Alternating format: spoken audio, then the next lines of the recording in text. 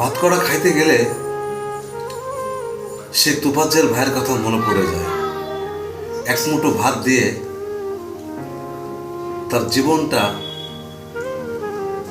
ওরা কেড়ে নিল। খুবই একটা দুঃখজনক ব্যাপার। আর সেই ভাত, উফ, কি ভাগ্যের কি পরিহাস, দুঃখজনক ব্যাপার।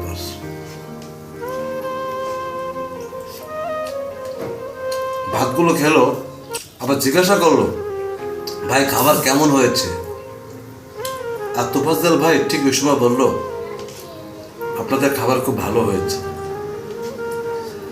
আসলে সে যদি সুস্থ মস্তিষ্কের মানুষ হতো তাহলে মায়ের খাওয়ার পরে এইভাবে ভাতগুলো খেত, আবার ভাত খাওয়ার পরে বলতেছে যে খাবারটা কেমন হয়েছে, সে বলতেছে ভালো হয়েছে।